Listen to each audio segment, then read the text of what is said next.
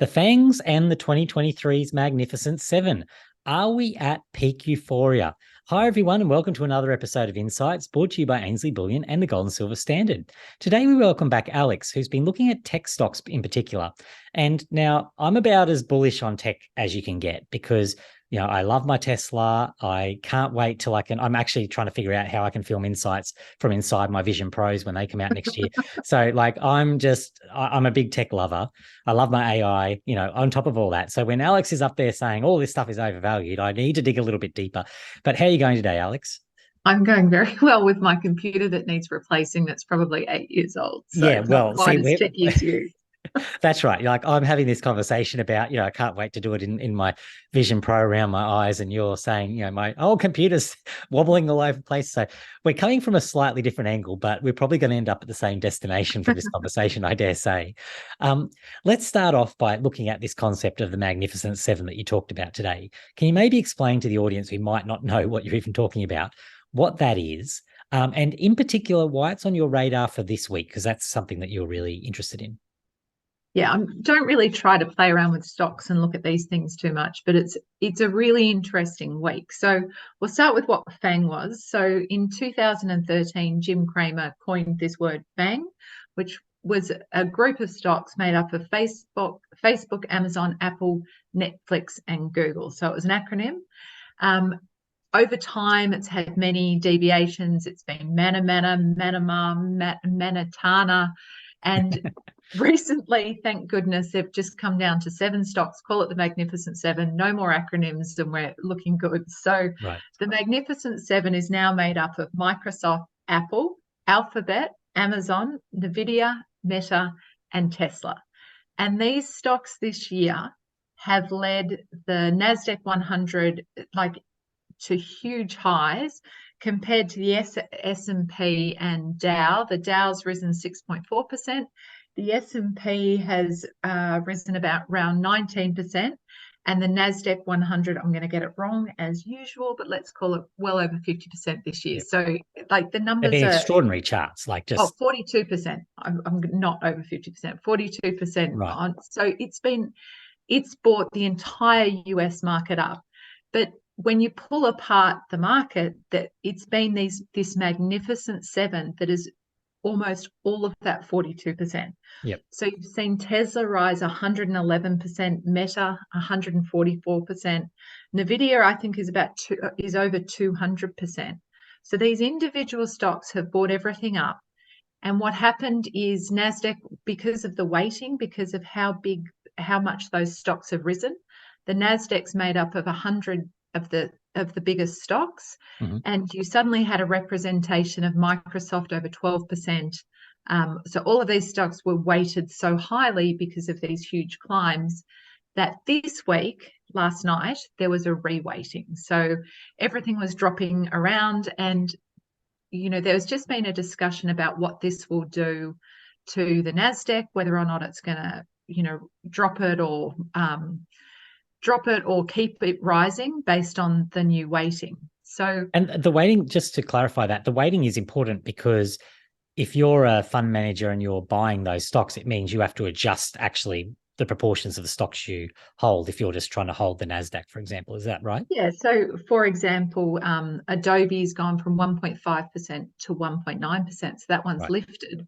So as a fund manager, if you're tracking the Nasdaq, you've now got to sell Nvidia, which has dropped from around 7.3 to 4.3%, and buy Adobe to retrack the new Nasdaq. So it creates some volatility in the pricing of the stocks. It's happened twice before in the past, but it happened in 1998 only because Microsoft grew to 25% of the Nasdaq 100, and then again in 2011 when Apple got to 20%.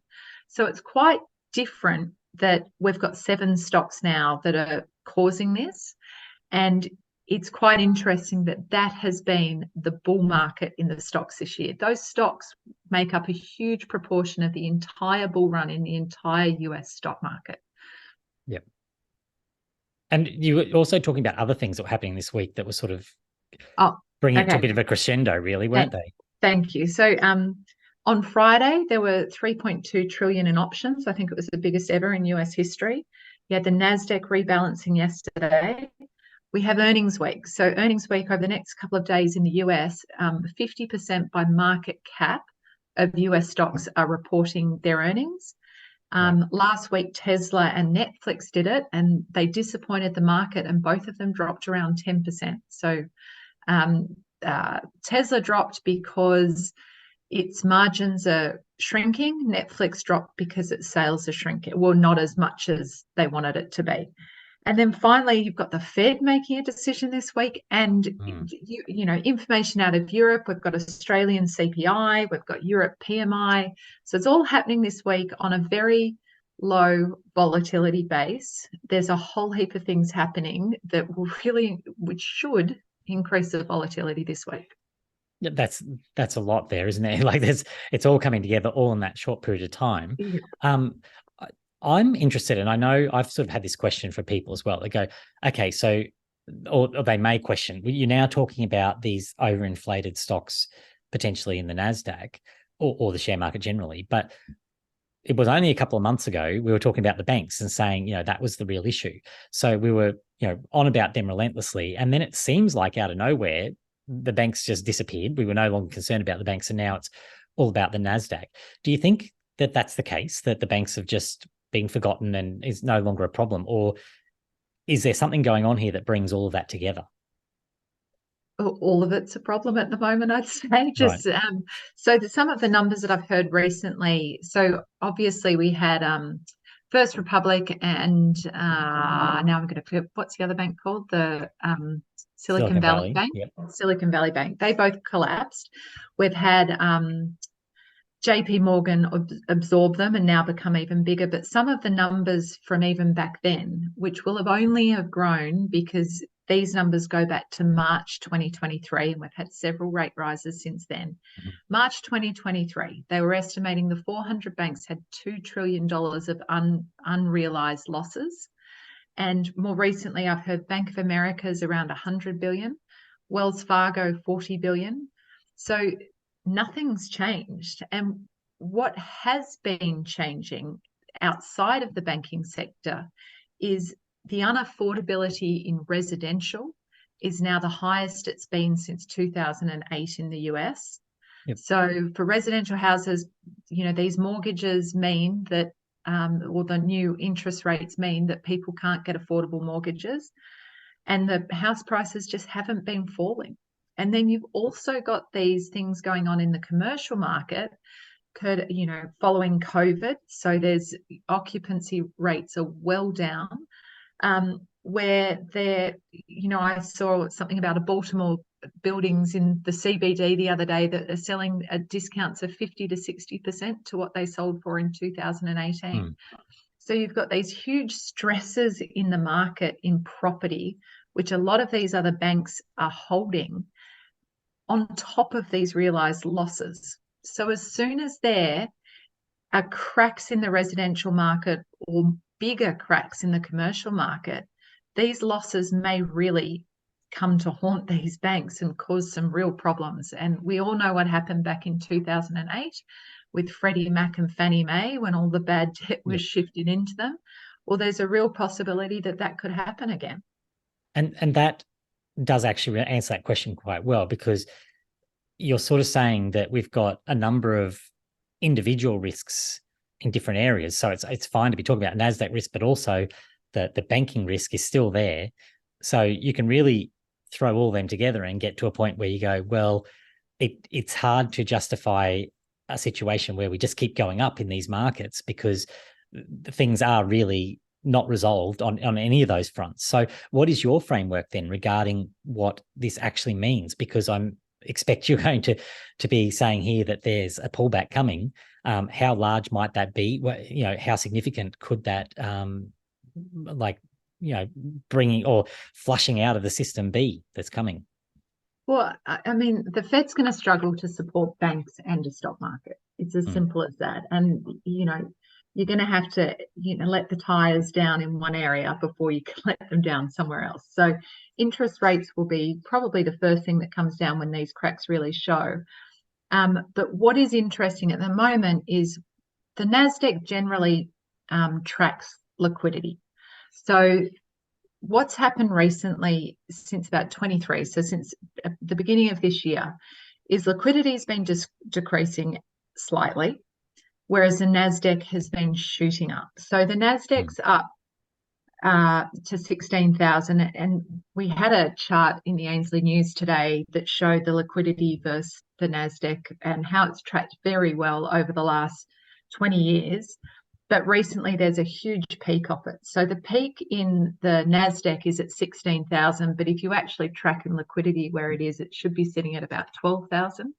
Right. Now that's a 20% overstatement. But then pull into it, it's just the Magnificent Seven. There's nothing else that has driven this gap. So at 20%, you pull in the fact that the Magnificent Seven are 50% of the Nasdaq. It means those stocks are potentially overpriced 40%. Now that's a huge potential correction that, you know, if it does happen, and it's not if, it always does, right? So well, it always does eventually. That's right. Shoots up like it does. There's always a correction. Sometimes it's a flat line, but more often than not, especially when it's so far over, it's a correction. Those indicators are saying that those stocks are overpriced 40%. Now pull that back to the PE ratios, which historically have sat at 18, currently at 32. The 40% overvaluation is about in line with historical PE ratios too. So this euphoria around these stocks will break. Whether it's now or 6 months, it will break. And the problem here is it's going to be interest rates that fall. You're going to have something like Freddie Mac and Fannie Mae again. And I don't know where the Fed's going to try and put its money to plug some of these gaps first. It'll be interesting. Yeah, that is interesting. And because my narrative around a lot of this has been that, you know, any sort of pullback is going to see central banks come in and support the market. But I suppose what you're really clarifying is that may well be true, but it doesn't happen straight away. And the loudest scream is going to be coming from the housing market and the banks. So obviously they're going to funnel the money that way first, and the market may suffer in the short to medium term because there's not going to be any support coming their way. Yeah, they're going to have to plug some pretty big holes there. And what's interesting is, you know, bringing that back to gold. Gold is something that's used for risk. The volatility is low. Coming into a week like this, precious metals to me seem very underpriced. Yep. And the USD, the DXY went sub 100 about 2 weeks ago. It's bounced back up. Might go up a little bit more, but it looks very weak. And when that money is pulled out of some of those tech stocks, which I think it will, there will be less demand for US dollars, and the US dollar potentially then has a lot more downside on it, which is great for gold. I was about to say gold loves that setup, doesn't it? Gold and silver. It's a really great indicator for it. So, and those charts have just looked like, in my mind, have looked very good, even with the short-term pullbacks that we've seen in gold and silver. You look, they're right up there with in gold's case, that long-term, you know, multi-decade cup and handle pattern is in place, and it wants to break higher. You can just really see does. And so, last week, over the weekend, Thursday, Friday, and then this week, the Aussie dropped quite a bit on the back of US strength. Yep. Gold hiccuped and silver had a little bit more. But, you know, compared to what currencies were doing, compared to the corrections in currencies, it was very small what happened. Yes. Yeah, you got to zoom out and look at it and go, no, it's still just sitting there. It's sitting right in that perfect zone. It dropped, I think it got to 1950 low. It was at 1986 high last Thursday. It's not much, and I think we're already back up to 1965 today. So it's holding, which is interesting. And that's not to say it will hold this week, because the volatility is going to be, if something goes wrong, the volatility is going to pick up and it's going to be everywhere. But we'll see. It may not happen. It should. No, and so far it's resisted that call for quite. We've been, calling something along those lines for 12 months, and it just hasn't. But what you're saying makes sense, that at some point that lucky streak runs out. Well, and this week, of all the weeks, if something was really going to happen, this is a big indicator week. Yeah, and it might make sense that these are the types of timing, confluence situations where you do get the moves. Yeah. Well, Alex, as per usual, a wonderful conversation. So thank you for your deep dive into all of those aspects, because to me, it really has clarified how we might be talking about different things, but they all actually do come together when you frame it like that. So thank you for that. Well, thank you for having me again. Always a pleasure. So thanks everyone for watching. Remember, reach out with any questions or comments on the social platforms. That's us for today. We'll be back tomorrow with Branko to discuss all things markets and metals. Until then, have a great rest of the day, everyone.